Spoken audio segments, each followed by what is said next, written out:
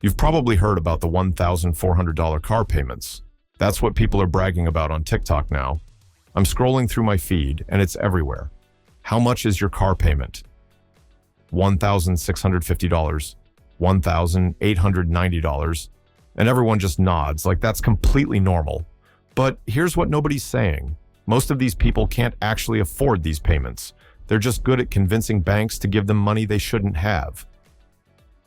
When I was working retail during college, I watched coworkers who were making $12 an hour finance brand new trucks with 700 monthly payments. These same people were eating ramen for lunch because they couldn't afford groceries, but they drove to work in a $50,000 pickup truck. That's not normal. That's financial suicide with a really nice sound system. So in this video, I'm going to show you exactly how much car you can actually afford based on your real income, whether you make $35,000, $65,000, or $120,000 a year. We'll break down the rules that actually work, expose how dealerships trick you into overspending, and I'll give you the math that could save you tens of thousands of dollars. But here's the thing, this isn't just about cars. It's about whether you want to build wealth or just look like you have wealth, because there's a massive difference. The better rule, 25% maximum. Most financial advice tells you to spend no more than 35% of your income on a car. So if you make $65,000, they say you can afford a $22,750 car. That sounds reasonable until you realize something. That rule was created by people who love cars more than they love money. Here's a better rule. Never spend more than 25% of your gross income on a car. Let me show you what this looks like with real numbers. Make $35,000? Your max car budget is $8,750. Make $65,000? Keep it under $16,250. Make $120,000? You're looking at $30,000 maximum. But that's not enough for the car I want. Good, that's the point. See, cars aren't investments. They're expenses that go down in value every single day. The moment you drive a new car off the lot, it loses $5,000 in value, instantly. In the first year alone, most cars depreciate by 20%. When I was learning about architecture and design, one of my professors said something that stuck with me. Good design maximizes function while minimizing waste. Cars are the same way.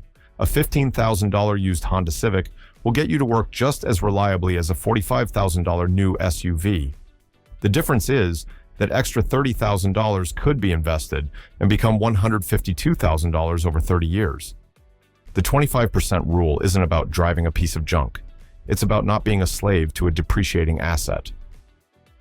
Why monthly payments are a trap. Most people don't think about the total cost. They think about monthly payments, and that's exactly what dealerships want. Walk into any dealership and they won't ask, "What's your budget for a car?" They'll ask, "What monthly payment works for you?" Then they'll work backwards to make any car affordable by stretching out the loan. The average car loan term in America is now 69 months. That's almost 6 years of payments. But here's what happens when you focus on monthly payments instead of total cost. Let's say you want a $30,000 car and put $6,000 down, so you're financing $24,000 at around 7% APR. 4-year loan, $575 per month. Total interest paid, $3,586. 6-year loan, $409 per month. Total interest paid, $5,461. The longer loan saves you $166 per month, but costs you an extra $1,875 in interest. Plus, you're making car payments for 2 additional years. And here's the kicker. During those first few years, you owe more on the car than it's worth. So if you lose your job, get in an accident, or just want out, you're trapped. I learned this lesson when I was doing dropshipping during college. I got excited about some early success and almost bought a $35,000 car with a 7-year loan. Thank God I didn't, because that business failed 6 months later. I would have been stuck with a massive payment I couldn't afford. The monthly payment trap is designed to separate you from your money as slowly and painlessly as possible. Don't fall for it. The 24-10 rule. Here's a rule that will keep you financially safe. 24-10. 20% down payment, 4-year maximum loan term, 10% of gross monthly income on total car costs. Let's break this down. 20% down payment. This protects you from going underwater on the loan. Remember, cars lose 20% of their value in the first year. If you put nothing down and finance the whole thing, you're immediately upside down. Put 20% down on a $30,000 car and you start with $6,000 in equity. Even after first-year depreciation, you're not trapped. 4-year maximum loan. This keeps your total interest costs reasonable and gets you out of debt faster. 4 years is long enough to keep payments manageable, but short enough that you're not paying interest forever.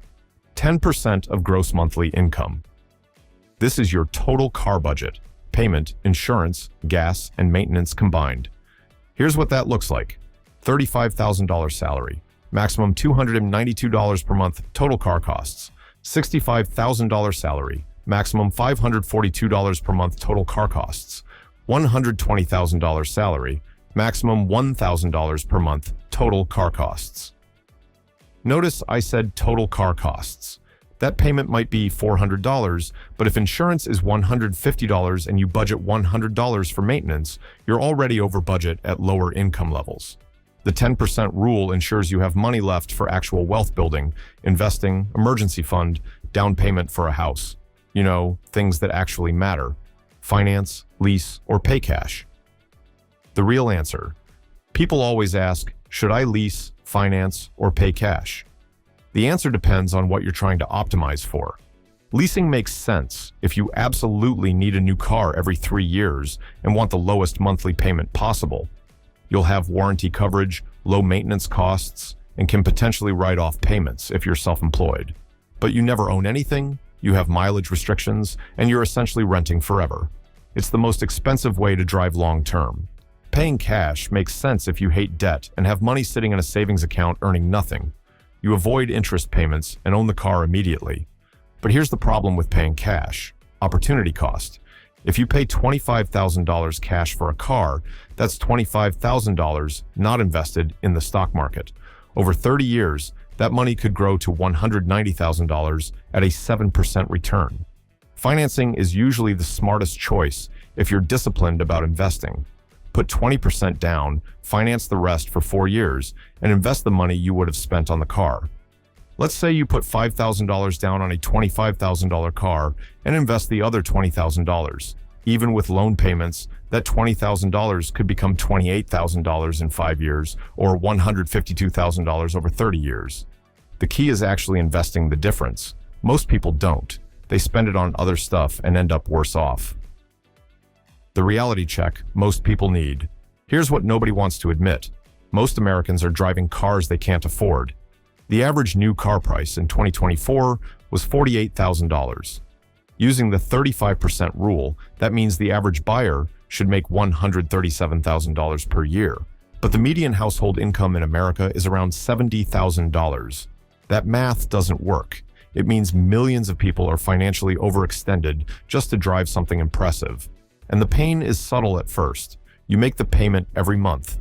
You tell yourself it's fine, but that $600 car payment is $600 not going toward your emergency fund. It's $600 not invested in your future. It's $600 that disappears forever, every single month for years. I see this in architecture all the time. People spend a fortune on a beautiful kitchen renovation, then realize they can't afford to furnish the rest of the house. Cars are the same. People buy more car than they can afford, then wonder why they can't save money or invest. How to buy smart in 2025. If you want to make a smart car purchase, here are 3 moves that'll save you thousands. First, shop insurance before you buy the car. Different cars have wildly different insurance costs. Call 3 companies and get quotes on any car you're considering. A slightly more expensive car with cheaper insurance might actually cost less overall.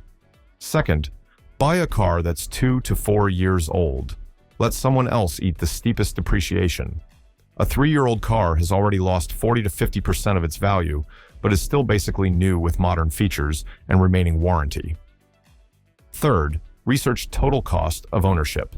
A $35,000 BMW might seem like a deal compared to a $38,000 Toyota, but the BMW will cost you $15,000 more over 5 years in maintenance, repairs, and insurance.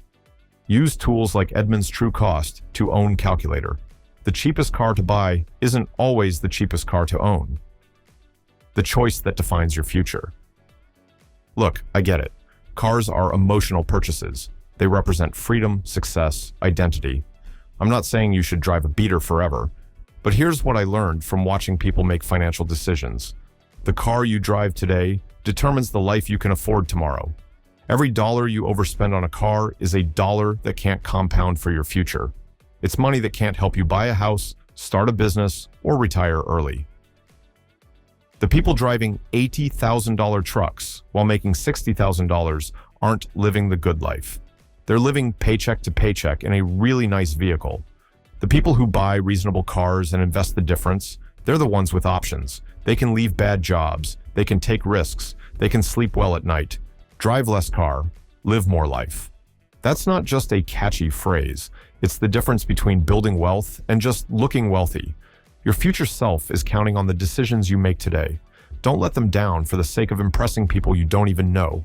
If this video helped you think differently about what you can afford, hit that like button and subscribe for more honest breakdowns on money, investing, and building actual wealth. I'll see you in the next one.